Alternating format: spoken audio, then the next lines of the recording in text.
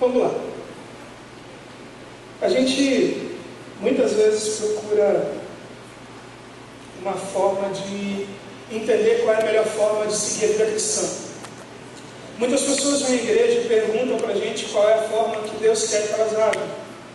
E naturalmente, acredito que muitos de vocês já aprenderam isso, muitos estão na igreja há muito tempo. Então, o que normalmente as pessoas já aprenderam?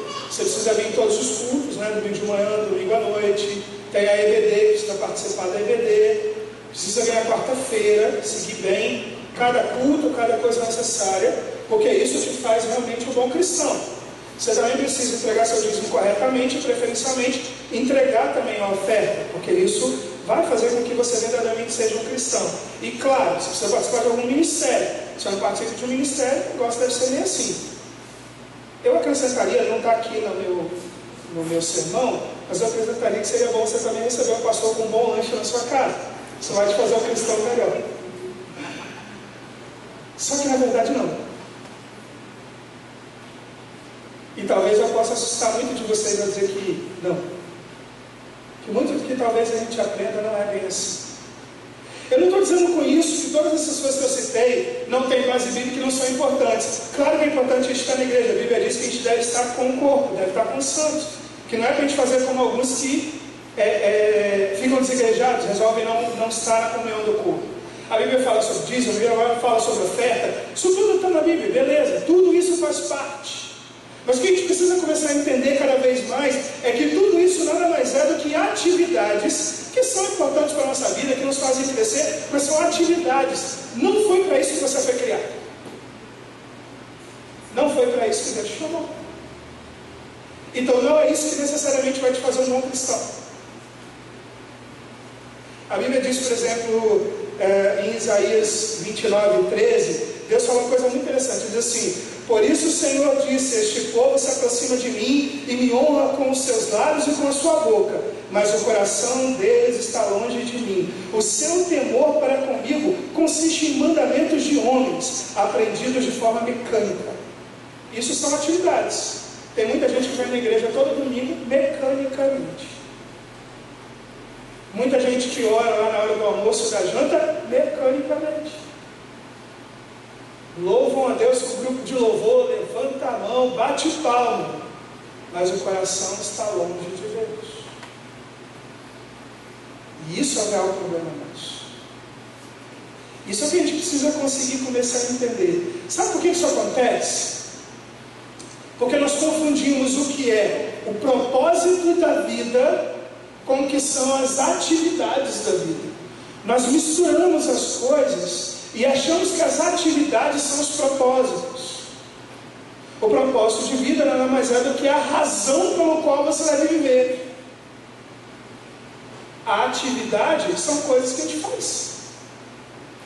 Então eles são diferentes. Por isso que é estranho, alguns de vocês já me perguntaram, quando dizem que alguém fala assim: não, eu fiz um propósito para Deus, rapei o cabelo, fiz isso aqui. Porque o propósito em si é o propósito pelo qual você foi criado. Ele não é uma atitude, ele não é uma atividade. Percebe a confusão? Aí começa a ter mandamentos de homens, fazer essas loucuras, andar descalço, fazer uns trem maluco. Porque você começa a seguir o que homens dizem, e não simplesmente o que o propósito que Deus colocou para a sua vida. Hoje eu acho que vocês talvez não precisem abrir a Bíblia, se não me engano eu botei os textos ali. Nós vamos ver o texto primeiro, e é o texto básico que a gente vai conversar hoje. Eu vou falar vários outros textos, mas esse é o texto básico que nós vamos conversar hoje, e ele fica em Isaías capítulo 43, verso 7. Está ali, vamos ler juntos? Todo que é chamado pelo meu nome, a quem criei para a minha glória, a quem formei e fiz. No 46 Deus está dizendo que Ele ia chamar pessoas de vários cantos da terra, e algumas traduções vão dizer todo que é chamado, ou todo que é atraído pelo meu nome, todo que Ele vai atrair para Ele, foi criado para quê? Para a glória de Deus. Então, se você que foi criado e atraído por Deus para Ele, e que aceitou Jesus um dia na sua vida, foi assim criado para a glória de Deus. Então, quando a gente está lá estudando as solas, por exemplo, que a gente começou, acabou que eu estou dando continuidade como a Alana pediu, quando a gente conversa sobre as solas, agora a gente está em mais uma, a gente aprende sobre soli Deo glória, glória somente a Deus. E glória somente a Deus vem a nos ensinar essa ideia de propósito, a ideia do propósito pelo qual nós fomos criados. Glória somente a Deus não está relacionada apenas ao fato de não se ajoelhar diante de um santo, ou de não se ajoelhar diante de um líder religioso, ou de não apenas confiar em líderes religiosos, não.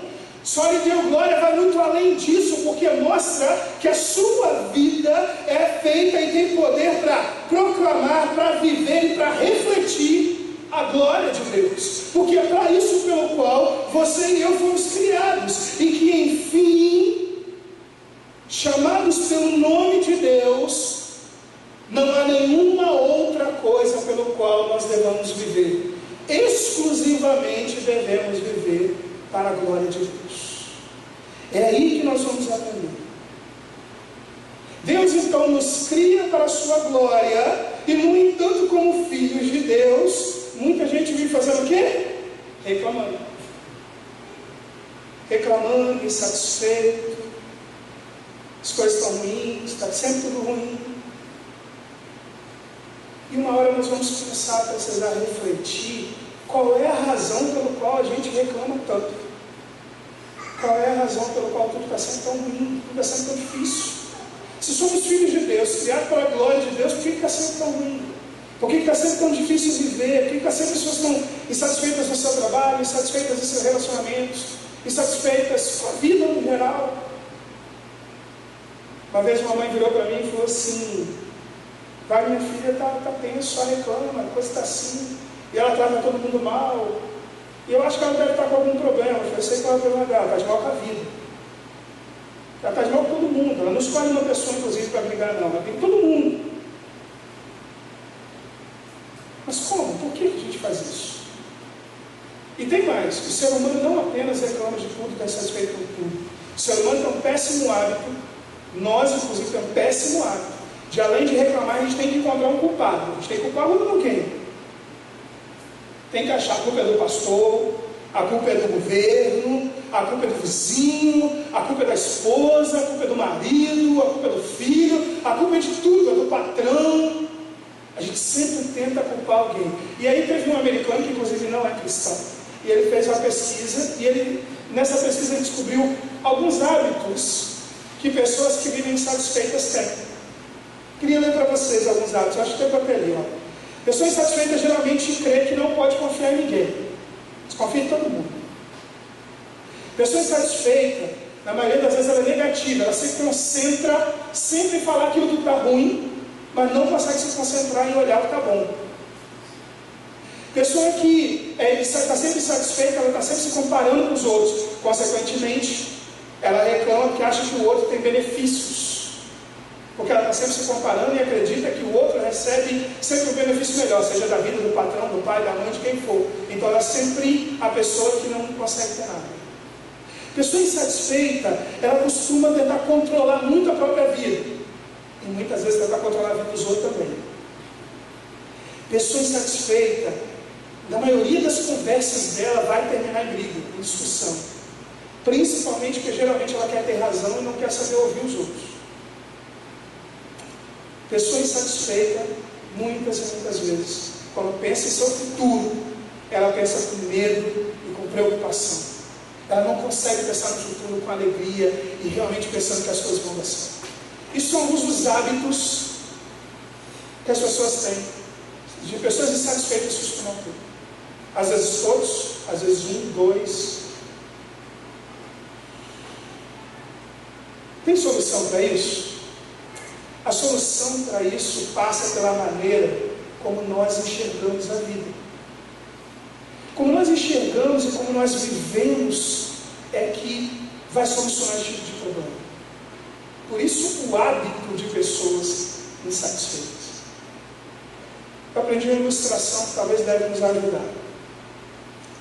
Imagine que você vá à África e consiga capturar um leão já meio adulto.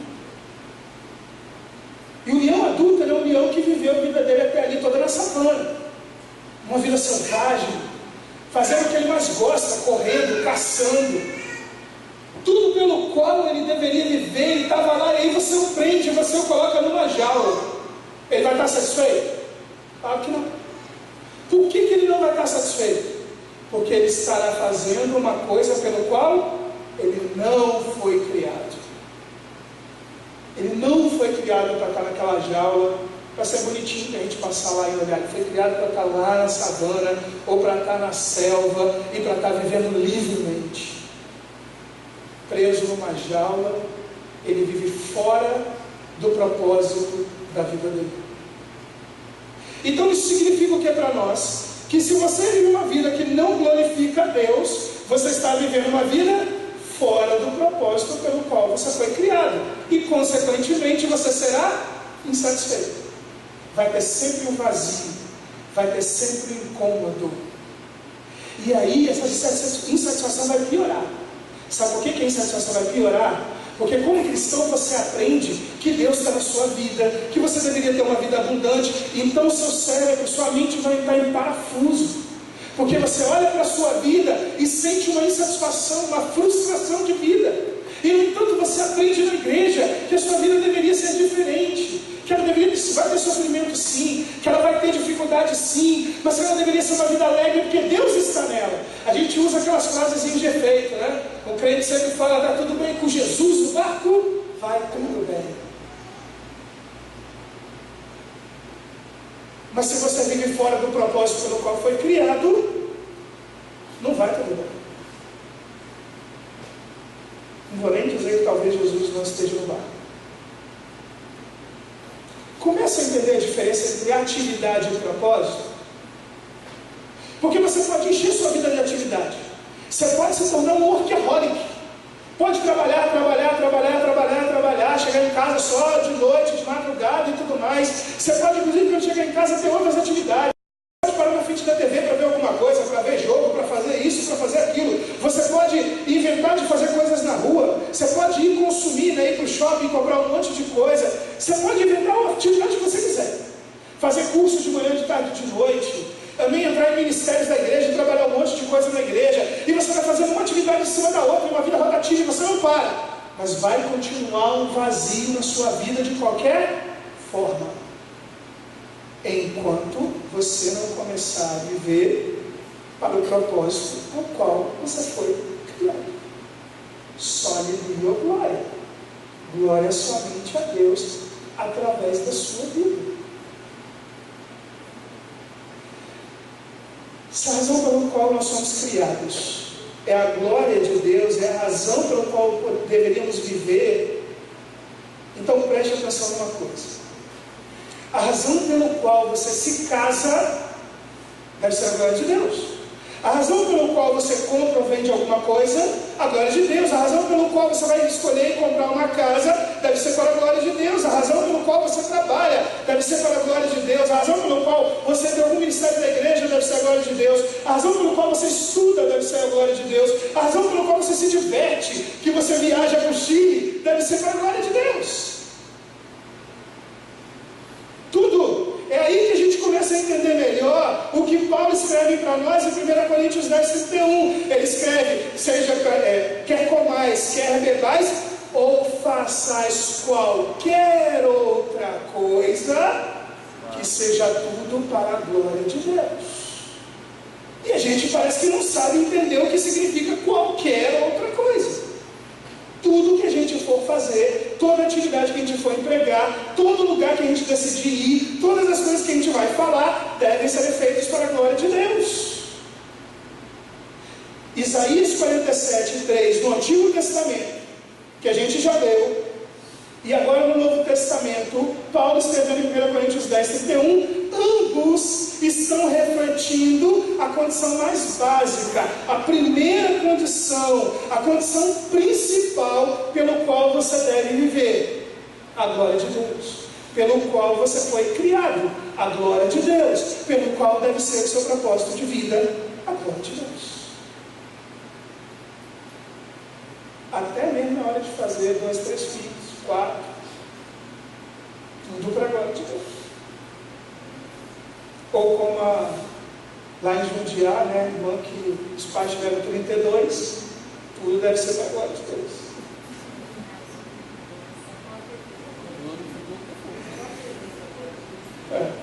Mas nós precisamos entender ainda melhor. Vamos tentar entender um pouco melhor sobre esse glória? Porque muitas vezes a gente confunde glória com estar aqui com um grupo de louvor e acha que glorificar a Deus é meramente cantar algumas músicas. Só um minuto.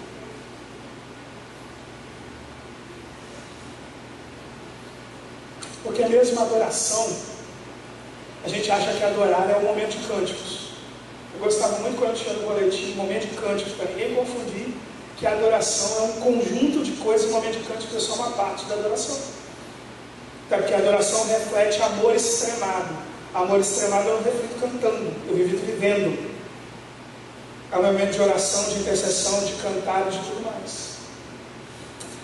Glória no hebraico é uma palavra que tem sua raiz, que é kavod, ela tem uma raiz que deriva do significado de peso. Então lá no hebraico esse peso, ele vai ter um significado interessante porque é como o ouro. Você mede o valor do ouro por peso. Então você vai lá, pesa para você saber o valor dele. Então no hebraico essa é a ideia. A ideia da dignidade, do valor que a pessoa tem nela mesma. Por isso a ideia de peso. Quando a gente chega no grego do Novo Testamento, inclusive porque a gente já tem um pensamento grego dominando, no Novo Testamento a palavra usada é doxa. Doxa é uma palavra que originalmente tem o seu significado em opinião. Então ela vai significar a opinião minha em relação ao valor de alguém. Qual é o tipo de valor que eu dou a algo ou a alguém? Dois pensamentos. A Bíblia complementa-se. Então os dois pensamentos estão juntos. Ou seja, a ideia do hebraico, a ideia do hebreu, é que a glória de Deus é algo inerente de Deus. É algo que já faz parte dele. A ideia que o Novo Testamento vai trazer para nós também é que nós devemos, ou seja, pessoas inteligentes e morais darão uma resposta a essa glória inerente de Deus. Entendeu? Então, por um lado, Deus já tem a glória dele, faz parte dele. Por outro, o ser humano responde a essa glória manifesta. Então a glória que é de Deus, ou glória demonstrada, que é onde Ele se mostra a nós em sua glória e majestade, nós respondemos a isso. Respondemos a essa glória que é manifesta pela palavra dele e pelas ações dele. A resposta do ser humano vai dizer se ele glorifica ou não a Deus. Deixa eu ver se eu consigo descomplicar. Glória é um conjunto, o conjunto dos atributos, da majestade, do poder. Tudo isso já é de Deus. Não é ninguém que dá a Ele. Ele já tem a glória dele. Ela emana dele e não vai para Ele. No Novo Testamento, então, nós aprendemos que a nós cabe glorificá-lo, porque Ele já tem glória. É o mero reconhecimento do que Ele já possui. Viver uma vida para glorificar Deus é reconhecer a glória e a majestade dEle.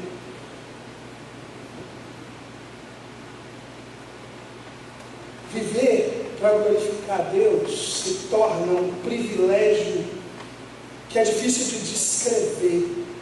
Porque é como se você pensar que Deus, Ele escolheu a nós e decidiu que nós seríamos como um espelho que reflete algo.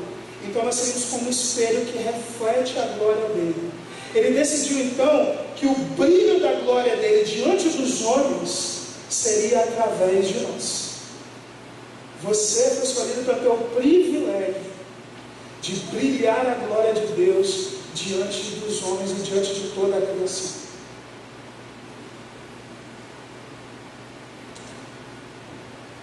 Como é que eu posso cumprir isso? Só tem uma forma. Quarta-feira a gente já começou a estudar. Hebreus capítulo 1, verso 3 vai dizer que Jesus Cristo, Ele é a imagem ele reflete plenamente a imagem, ou ele é a expressão completa de Deus. Então qual é a forma que nós temos de glorificar a Deus? Sermos mais parecidos com Jesus. Essa é a única forma. E como o próprio Jesus já disse para nós, o que sai pela boca é o que o coração está cheio. Se o coração precisa estar cheio de algo, nós precisamos encher o nosso coração e nossa mente de Deus. Paulo, por exemplo, em Filipenses 4:8, diz isso para nós: portanto, meus irmãos, tudo que é puro, tudo que é santo, tudo que é de boa fama, nisso pensai. Enchei-vos do Espírito Santo. Quanto mais nós nos enchemos de Jesus, quanto mais entendemos quem Ele é, quanto mais temos um relacionamento com Jesus, mais Jesus sai de nós para os outros, mais Jesus aparece nas nossas atitudes, mais de Jesus aparece nas nossas palavras, mais de Jesus aparece até no nosso olhar, na nossa forma de ser, e assim glorificamos a Deus. Essa é a única forma de verdadeiramente glorificar a Deus. É importante então que a gente entenda pelo menos algumas coisas. Como eu disse antes, nós podemos fazer muitas atividades, mas a atividade não necessariamente vai cumprir propósito. Então a atividade não faz você se sentir realmente feliz. O que isso significa para nós também? É que quando nós vivemos para a glória de Deus, sabe quem é o beneficiado? Nós.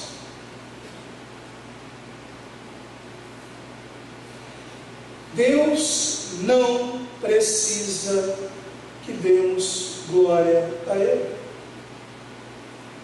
Deus é um ser completo. Ele já possui a glória dele. A simples existência dele, em si mesmo, está toda a glória. Tanto que a criação, inclusive, o glorifica. Toda a glória já pertence a Ele. E Ele é imutável.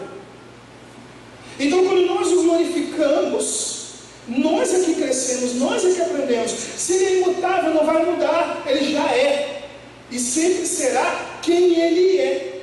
É o ser humano que, ao pegar esse privilégio de glorificar a Deus, sai beneficiado dessa história. Então, quando eu vivo uma vida que glorifica a Deus, não é Deus que cresce, sou eu que cresço. Quando eu vivo uma vida que glorifica a Deus, não é Deus que vai ficar mais alegre, sou eu que vou ficar mais alegre. Quando eu vivo uma vida que glorifica a Deus, não é Deus que vai viver melhor, sou eu que vou viver melhor. Quando eu vivo uma vida que glorifica a Deus, minha família viverá melhor, quem está em volta de mim viverá melhor. Então a grande pergunta que nós temos nessa noite é: você realmente está disposto a viver uma vida que glorifica a Deus?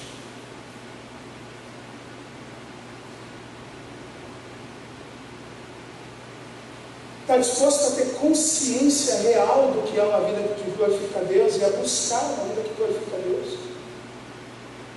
O que os reformadores nos ensinaram não foi meramente uma questão da adoração, no sentido da crença de culto. O que os reformadores ensinaram é que toda a nossa vida precisa glorificar a Deus.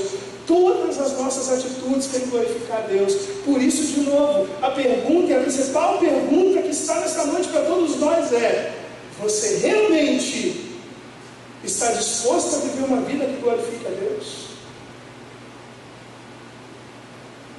Cheio de Cristo e buscando a Cristo?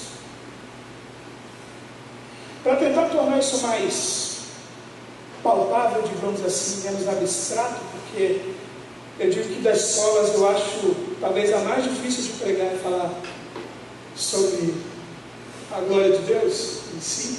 É mais fácil de estudar, é mais difícil de tentar explicar.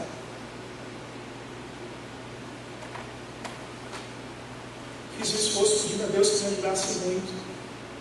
Eu gostaria de dar pelo menos 4 dicas em Cristo da forma de poder viver em Deus, dentro do exemplo do próprio Jesus. A primeira delas é: para viver uma vida que realmente glorifica a Deus, nós precisamos amar a Deus sobre todas as coisas.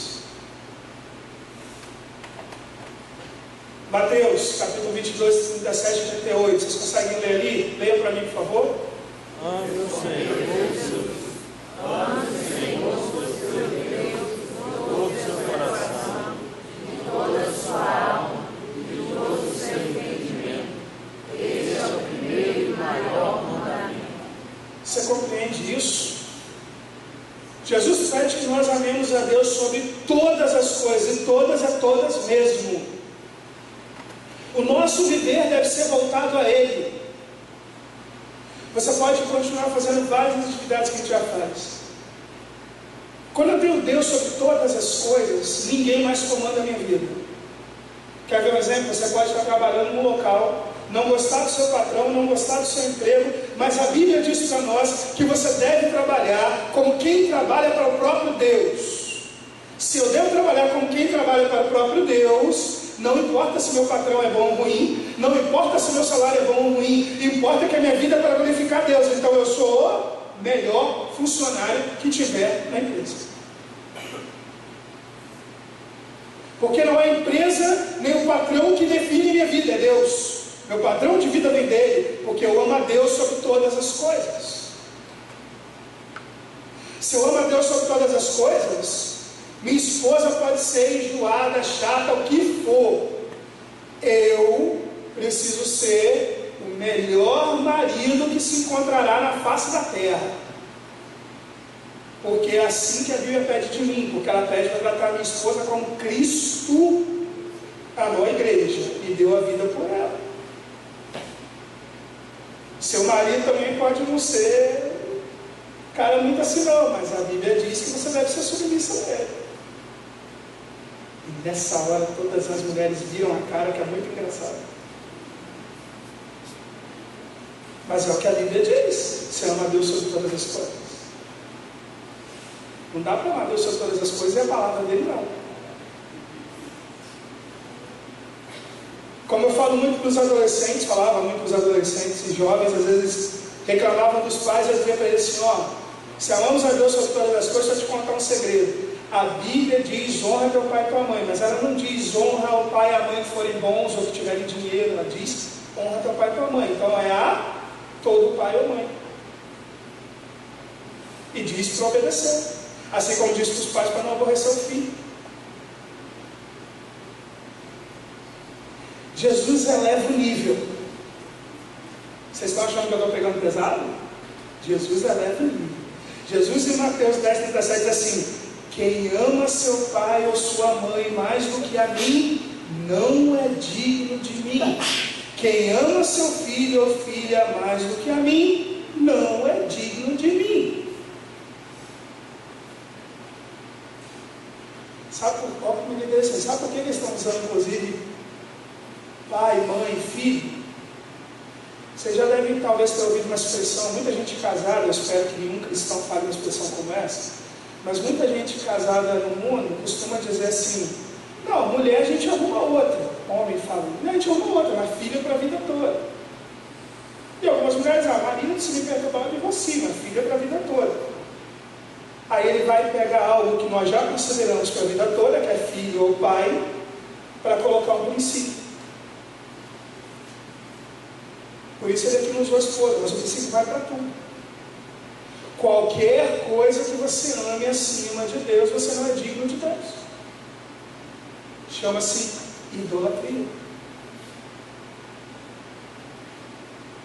Se a pessoa pensa bem no seu filho, você precisa amar Deus acima do que ama seu filho, ou filha, ou esposa, ou marido, ou pai, ou mãe, ou o que for. Sua vida reflete esse amor? Inclusive quando você não disciplina seu filho, tem peninha e tudo mais, eu estou com a peninha, não dá, e passa a mãozinha, o filho está sempre certo, o filho dos outros são ruins. Acontece agora com o seu filho, o filho dos outros é ruim, é o filho dos outros que fez um negócio com o meu filho, não vai nada errado. Ele é sempre bonzinho e eu passo bonzinho, e em casa não corrige direito, ou às vezes o pai corrige, ele pegou pesado, aí eu tenho que fazer alguma coisa para poder aliviar, ou a mãe que corrige pesado, aí o pai que são coisas completamente antibíblicas. Você demonstra que você não segue a Bíblia e começa a demonstrar que seu filho está além do que deve na sua vida, porque Deus é o primeiro lugar. Glorificar a Deus, o só lhe deu glória, é Deus em primeiro lugar em tudo na vida da gente. E é isso que Cristo mostra para nós. Jesus ainda continua dizendo, Jesus dizia a todos: se alguém quiser quiser acompanhar-me, negue-se a si mesmo, tome diariamente a sua cruz e siga-me, pois quem quiser salvar a sua vida perderá, mas quem perder a sua vida por minha causa, este a salvará. Aqui há uma série de coisas, mas eu vou a uma delas que é a principal para nós hoje. O texto fala principalmente, em algumas traduções vai estar aborrecer a vida, porque ele fala de você abrir mão da sua própria vontade. Perder a sua vida ou acompanhar-se é negar-se a si mesmo, é abrir mão das suas vontades, é abrir mão daquilo que você quer em prol de glorificar a Deus. E este é o ponto que a Bíblia exige de nós. E é por isso que nós estamos aí com um monte de igreja agora, inclusive com igrejas e pastores gays, transexuais e um monte de coisa mesmo dizendo que é pecado. Nós estamos com um monte de gente dentro da igreja que comete adultério mal e porcamente, com jovens que fazem sexo fora do casamento. E pior, com pais que deixam isso acontecer dentro da casa deles, com a desculpa de que não quer o filho fazendo coisa do lado de fora, porque ele pode ser pego por alguém na rua.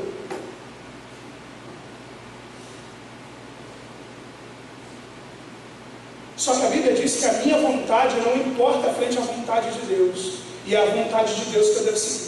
Não é a vontade de pastor, nem de líder religioso, nem de igreja, é de Deus. Isso está expresso na palavra dele. E a gente vai dando jeitinhos. Só lhe deu glória e glorificar a Deus, tendo Ele como o máximo de nossa vida. Máximo de nossa vida. Saindo de um mandamento de homens. É por isso, por exemplo, que eu tenho tranquilidade quando muitas vezes a gente está aconselhando uma esposa, e geralmente as mulheres se convertem primeiro, o marido geralmente demora para aceitar Jesus. E aí às vezes a mulher fala assim: meu esposo está me proibindo de vir à igreja. E o conselho básico que a gente dá é: venha em casa. Venha nos tempos certos e ore. Dê bom testemunho, sem se obrigar. E pela cara de susto de alguns dizem: como assim, pastor? Claro, você não vai quebrar a sua família por causa disso e não precisa. Porque Deus disse que você precisa disso. Aliás, quando a gente pega mesmo em Coríntios, nós vamos ver o próprio Paulo dizendo que a esposa sábia vai ganhar o marido, mas não é falando, é fazendo. Ela santifica seu esposo, agindo da forma correta. Então ela não precisa ir para a guerra dentro de casa, ela vai para a guerra de oração. E você diz o mesmo para maridos, porque tem homens também que se convertem, a esposa não se converteu. E ele faz a mesma coisa. Filho, você vai para a guerra de oração. Você vai buscar ser o melhor esposo, você vai ter sua mudança de vida, e essa mudança de vida vai impactar o outro. E assim é pai com filho, filho com pai. Seguimos o que a Bíblia manda e não o que eu acho, não o que é minha vontade ou sua vontade. É a vontade dele que está acima da nossa. E aí nós vamos entender que se a Bíblia vai dizendo essas coisas, temos que obedecê-la. Nós vamos estudar finanças, ano que vem vamos estudar de novo. E nós vamos entender, inclusive, que nós temos que ter uma vida financeira equilibrada, porque é assim que a Bíblia coloca. E se para isso eu tiver que baixar o padrão da minha vida, eu vou baixar o padrão da minha vida. Se para isso eu tiver que vender meu carro, ter um carro mais simples, eu tenho que ter um carro mais simples. Mas eu preciso glorificar a Deus com a minha vida, com o meu trabalho, com as minhas atitudes. Jesus não apenas falou, ele viveu, ele obedeceu. E inclusive, sobre essa questão de vontade, nós vemos em Lucas 22, 42, Jesus orando: Pai, se queres, afasta de mim esse cálice, contudo, não seja feita a minha vontade, mas a sua. E assim ele foi até a cruz e morreu para nos salvar. Na cruz, Jesus poderia inclusive ter descido dela. Ele tinha poder para isso. A gente chama isso inclusive de ironia da cruz. Porque se ele decide descer da cruz, ele condena quem? Então, para não nos condenar, ele escolheu se condenar. Não foi ninguém que matou Jesus, ele se entregou. É diferente. Se entregou por você e por mim. Segunda coisa que a gente aprende com Jesus é que para glorificar a Deus precisamos obedecer a palavra de Deus. A Bíblia diz para nós em João 14, 21: quem tem os meus mandamentos lhes obedece, esse é o que me ama. Aquele que me ama será a parte do meu Pai, e eu também o amarei e me revelarei a ele. Veja bem claro, quem tem os meus mandamentos, é o que está escrito na Bíblia, os mandamentos de Deus, ele obedece. Esse é que ama a Deus. Jesus em outro momento diz assim: ninguém pode servir a dois senhores, porque eu há de amar mais a um e a menos ao outro. Por que ele está dizendo isso? Porque quem ele ama mais, ele obedece mais, e quem ele ama menos, ele ia deixar de obedecer. A obediência está intrinsecamente ligada ao amor. Ela reflete o tamanho do seu amor para com Deus. E isso é obediência. Isso que nós aprendemos na própria vida de Jesus. E as pessoas vão dizer que não, que ela pode ver do jeito que quer, eu vivo da minha forma, Deus me ama como eu sou, e Ele me vive da minha forma. Não, Deus te recebe como você é. E Ele te ama tanto que Ele não vai deixar você ficar como você estava quando Ele te recebeu. Porque você é um pecador, totalmente depravado e deturpado pelo pecado e detonado pelo pecado, mesmo que você ache que é uma pessoa boa. Então Jesus vai transformar a sua vida como filho dele, como diz João 1,12, porque se transforma em filho de Deus quem recebe a Jesus, é o que a Bíblia diz. Não são todos filhos de Deus, somente os que recebem a Cristo. E Ele transformará a sua vida para ser como Jesus, filho dele. Não é o que nós estamos estudando? Glorificar a Deus é ser cada vez mais parecido com Jesus. E é a única forma de glorificar. Por que a obediência é assim? Estava aqui rapidamente olhando a parte da família reunida. Você imagina quando o Juliano era mais novo. Vou pegar o Juliano mais velho não, porque ele pega mal para ele. O Juliano mais novo, de repente, vira dando uma volta na rua com ele. E eu não sei se o Juliano já fez isso com a Miriam, mas vou fazer como se ele fizesse. Já viu quando a gente chega na rua, aquelas crianças pegam assim, estão com a mãe no supermercado, pede alguma coisa, e aí a mãe diz não, e aí a criança começa a gritar, e às vezes derruba coisas, e faz esses olhos. O Juliano nunca fez isso, ela mais quietinho. Tá, mas já viu a criança que faz isso? Já viu como é que a mãe fica sem graça, e até a gente fica sem graça pela mãe? Por quê? Naquele momento, uma criança está desonrando a sua mãe ao não obedecer e não reconhecer a autoridade dela. Obediência está atrelada ao nosso amor, porque a não obediência implica em você dizer que Deus não é autoridade sobre a sua vida. A autoridade da sua vida é você mesmo. Então você não glorifica a Deus, você glorifica a si mesmo. Isso é viver de acordo com as nossas vontades sem obedecer a Deus. Mas eu disse para vocês que tudo que Jesus tem pedido, e eu estou conversando com vocês sobre o exemplo de Jesus. Paulo, por exemplo, nos conta do exemplo de Jesus. Ele diz o seguinte, escrevendo a Filipenses 2, de 5 a 8, Paulo escreve dizendo: seja a atitude de vocês como a de Cristo, ou a mesma que a de Cristo Jesus, que, embora sendo Deus, não considerou que o ser igual a Deus era algo a que devia apegar-se, mas esvaziou-se a si mesmo, vindo a ser servo, tornando-se semelhante a nós, aos homens, e sendo encontrado em forma humana, humilhou-se a si mesmo. Ele foi o quê? Obediente até a morte, e morte de cruz. Ele não só falou para nós sermos obedientes e demonstrar amor, Ele demonstrou o amor dele, permanecendo obediente até a morte e a morte de cruz. Esse é o exemplo que Ele nos deixa.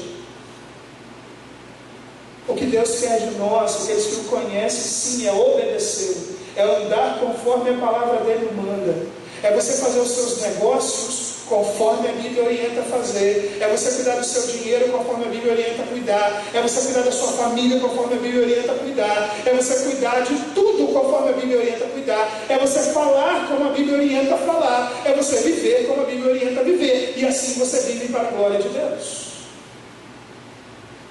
Percebe que não é uma mera atividade, não é simplesmente vir a culto, não é simplesmente ter um cargo na igreja, é viver dentro e fora das paredes do templo. Terceira coisa que Jesus nos ensina e que mostra verdadeiramente refletir quem Ele é e quem o Pai é. Mateus 20, de 25 a 28, Jesus está lá orientando, inclusive é o período em que ele lava os pés dos discípulos. Ele diz, Jesus os chamou e disse: vocês sabem que os governantes das nações as dominam, e as pessoas importantes exercem poder sobre elas. Não será assim no meio de vocês. Pelo contrário, quem quiser se tornar importante entre vocês deverá ser servo, e quem quiser ser o primeiro deverá ser escravo, como o Filho do Homem, que não veio para ser servido, mas para servir, e não apenas servir, para dar a vida em resgate de muitos. Você tem sido verdadeiramente servo? Tem sido uma pessoa solícita às pessoas? Tem servido em amor? E não é servir só por servir, porque isso qualquer pessoa que tiver uma ONG ou um ativismo faz. É servir para a glória de Deus, é servir de forma a glorificar a Deus, é servir de coração aberto, sem esperar nada em troca do outro, é servir pelo amor de Cristo que foi dado por você e por mim, e que você agora transmite às outras pessoas, através das suas atitudes e de palavras. É servir e não se conformar com o mundo como está, é servir observando se alguém precisa de algo, e é inadmissível que perto de você alguém passe fome, ou alguém tenha dificuldades e você não ajude, porque isso é servir, sem aplauso de ninguém, sem ninguém saber, aliás, como a Bíblia diz, sem que a mão esquerda saiba o que faz a direita. Isso é servir, e isso é o que Jesus fez. É exatamente como ele ensinou através da palavra do filho pródigo, mas como ele fez através de cada ato, cada atitude dele. Servir, se preocupar com as pessoas. Jesus, em certo momento, ensinando as pessoas no monte, começou a ficar tarde, o pessoal começou a ficar com fome e tinha que ir embora para casa. Muitos mestres de nós talvez dissessem: ó, está na hora, vai para casa para eles poderem comer. Ele virou para os discípulos assim: vem cá, tem que dar comida ao pessoal. Os discípulos olharam aquela multidão, mais de 5.000 pessoas, você está doido? Vamos dar comida esse povo como? Manda eles para casa, eles se viram para comprar alguma coisa. Eles se viram, não vou deixar esse pessoal com fome assim, não. Vamos lá, ver o que tem aí que nós vamos dar para comer. No nosso caso, é claro, a gente precisa planejar antes, porque a gente não tem o poder da multiplicação. Mas o que eu quero que você realmente se fixe é: ele estava preocupado em como estava o outro. As pessoas ficaram horas ouvindo o ensino dele, e ele estava preocupado com como elas eram, o que elas precisavam e como poderia servi-las. Assim deve ser a nossa vida, se queremos glorificar Deus, dentro e fora do templo. Quarta e última dica, teria mais, mas a gente decidiu para hoje, é a continuação do mandamento que a gente já leu, Mateus 22, agora verso 38, aliás, verso 39 vai dizer: e o segundo mandamento é semelhante a ele: ame o seu próximo como a si mesmo. Eu contei para vocês semana passada, não, acho que eu só contei no dia, mas uma pessoa que estava perto de mim. Deixa eu contar rapidamente para vocês uma coisa interessante. Estava no Summit, né, e tinha um testemunho de Michael B., é um comediante famoso americano, e ele deu um testemunho, dos vídeos era o testemunho dele, e ele estava falando que ele ficou sabendo de uma história de uma família que tinha adotado 4 crianças, e já tinha os filhos deles, e ainda adotaram essas crianças porque eram crianças que de outra forma não seriam adotadas, porque todo mundo que ia adotar não queria adotar os 4, aliás eram 5, não queria adotar os 5, queria adotar 2 ou 1 e separar os meninos. E essa família decidiu adotar os 5. E aí, num dado momento, o que ele ficou sabendo é que eles tinham tido o carro roubado, eles perderam o carro.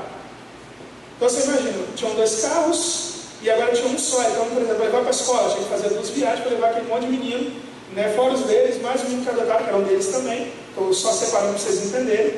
E para levar as crianças para a escola, se tivesse que ir para algum outro lugar, tinha que fazer 2 viagens, e assim por diante eles ficavam fazendo o tempo todo.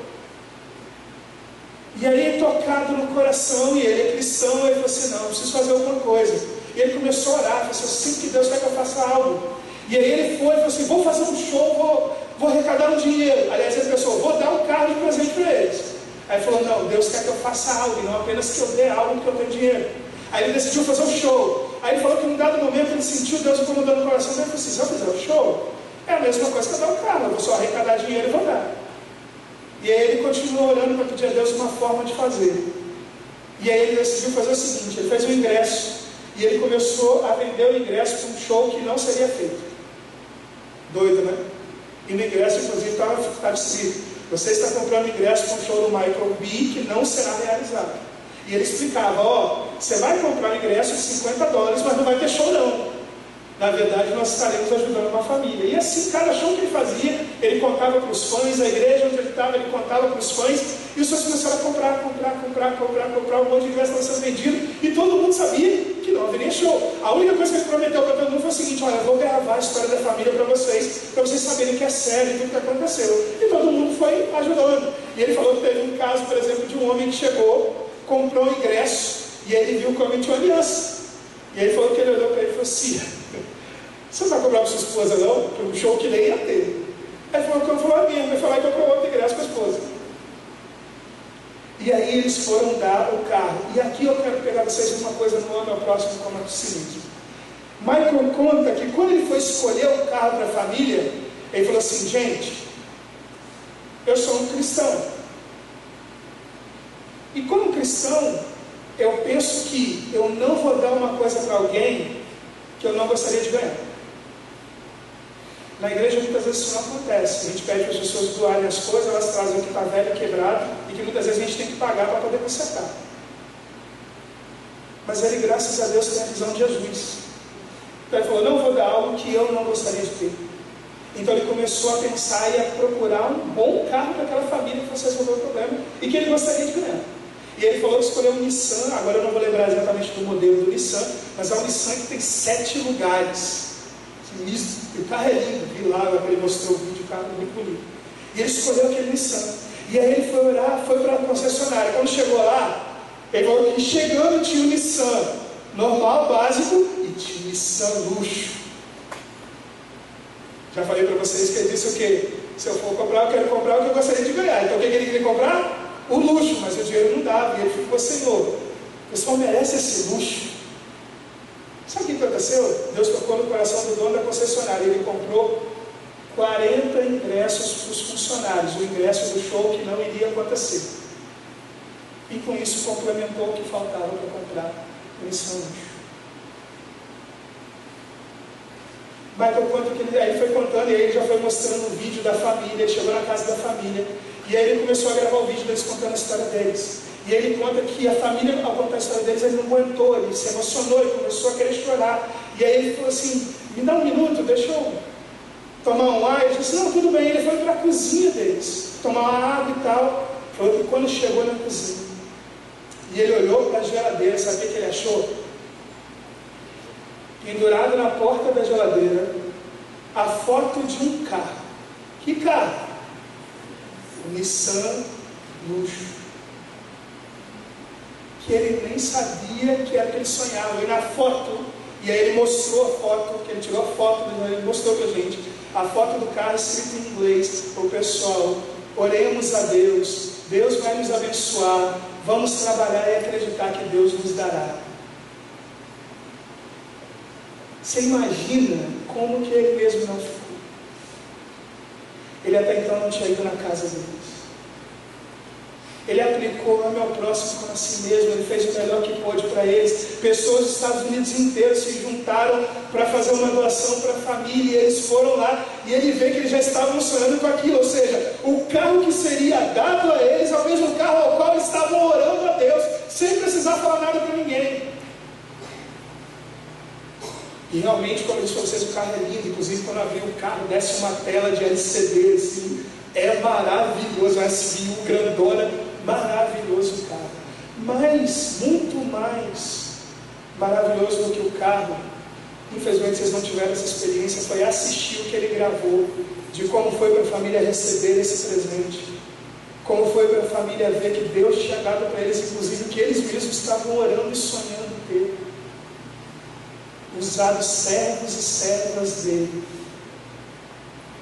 que amam o próximo como a si mesmo. Gente, eu não estou dizendo aqui que você precisa dar um carro para ninguém. Às vezes o que a gente vai fazer é dividir o arroz ou o feijão que nós temos em casa com alguém que não tem. Eu sei que eu tenho vários exemplos aqui na igreja. Há pouco tempo, numa reunião, um dos membros da nossa igreja contou de quando ela recebeu de Deus, que estava orando, ela e a família, e eu não vou falar o nome da família, porque eu não vou constranger ninguém neste ponto, e eles receberam de Deus, e nós recebemos tanto de Deus, pastor, que nós dividimos e ainda abençoamos outras famílias do nosso pai. Eu sei que todos vocês, eu e minha família, temos histórias assim de momentos difíceis. Também de momentos bons que Deus deu para a gente, coisas mesmo de momentos bons, mas momentos difíceis que Deus deu, momentos difíceis que nós fomos usados por Ele para abençoar outros. É assim que Jesus fazia. Ame o próximo como a você mesmo. Por coisas simples. Uma das histórias que eu já vivi aqui é de um dos membros da nossa igreja, que sabe o que ele fez? Ele descobriu o aniversário de uma outra pessoa, como inclusive essa semana aconteceu também, e simplesmente comprou um bolo, chamou a pessoa na casa dele e fez uma surpresa. Essa semana alguns membros da igreja fizeram isso com outra pessoa.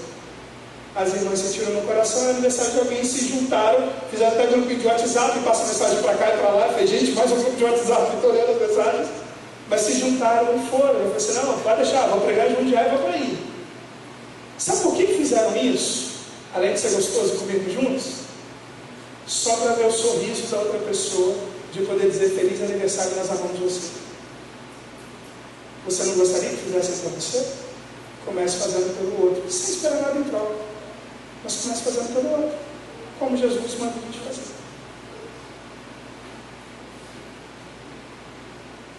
E com todas essas coisas, mais algumas que nós glorificamos a Deus com a nossa vida.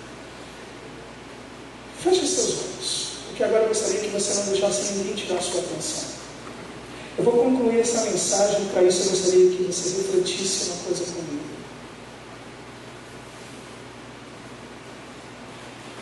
Como eu gostaria que você imaginasse agora, como seria a vida da sua família, a sua vida, se você verdadeiramente viver para a glória de Deus e refletir a glória de Deus no seu viver diário na sua casa. Se você for casado, como será o seu casamento? Ou como seria o seu casamento? Como seria a vida da sua esposa ou a vida do seu marido, se você viver glorificando a Deus da forma como trata ele ou ela? Se você está namorando, como seria no seu namoro, no noivado? Se você é pai ou mãe, como seria a vida dos seus filhos, se você viver a vida realmente glorificando a Deus? Ou como seria a vida dos seus pais ou irmãos? Não abra seus olhos, pense agora na sua vida, esquece todo mundo que está do seu lado. Como seria a vida dos seus vizinhos, se eles pudessem ver a glória de Deus através da sua vida, das suas palavras e da sua atitude? Não apenas porque você ora ou vem para a igreja, mas pela maneira como você os trata, pela maneira como você vive, pela maneira como eles veem você tratar a sua própria família. Como seria a vida dos seus vizinhos, do pessoal do seu bairro? Só que olha, eu quero que você pense nisso tendo como padrão Jesus. Isso significa que eu quero que você se lembre que Jesus refletiu a glória do Pai, vivendo plenamente o que o Pai queria. Quero que você se lembre que Jesus refletiu a glória de Deus morrendo numa cruz por você. Que o Pai demonstrou a generosidade dele por nós, entregando o próprio Filho. E se você tem filho, deve pensar o que seria se você entregasse o seu filho para um traficante, por exemplo. Você faria isso? E ele entregou a vida do filho dele por você. Eu quero que você pense no sofrimento de Jesus. Jesus foi desfigurado. Ele recebeu tanta pancada nas costas que as costas ficaram sangrando. Teve gente cuspindo na cara dele. Teve gente falando palavras de ódio na cara dele. E ele passou por tudo isso por você. Ele carregou uma cruz pesada por você. Pregaram pregos nas mãos dele por você. Ele foi levantado, ficou suspenso, com as mãos e pés sendo rasgados por causa de você. Colocaram uma lança onde sangrou o lado dele por sua causa. Deram vinagre para ele ao invés de água, aumentando o sofrimento. Por sua causa, a cruz era algo sufocante. Mal se conseguia respirar e ele suportou tudo isso por você. E ele não está pedindo isso de nós.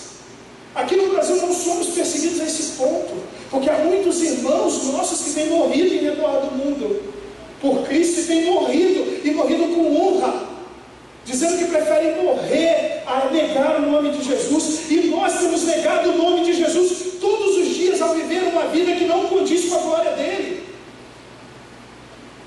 Ele pede que as nossas palavras e nossas atitudes, que o jeito como a gente trata as pessoas da nossa família, que o jeito como a gente trata os vizinhos, precisa ser para a glória dele. Como seria a nossa cidade se todos nós vivêssemos de verdade para a glória de Deus? Se nossa vida refletisse a glória de Deus em Pinheiros, como seria a vida das pessoas que moram em Pinheiros?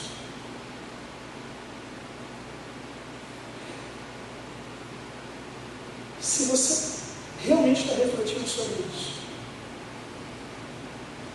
e se nessa noite você realmente quer fazer um compromisso só você e Deus, porque o compromisso não é comigo, de corrigir o que tiver que ser corrigido, mas de verdadeiramente querer, que precisa inclusive dele mesmo, porque sem ele não seria possível, mas que você realmente quer viver uma vida para a glória dele, por favor, fique de pé, porque eu quero orar por você. E não olhe para o lado, esquece todo mundo, essa é uma visão só sua, ninguém pode fazer isso por você.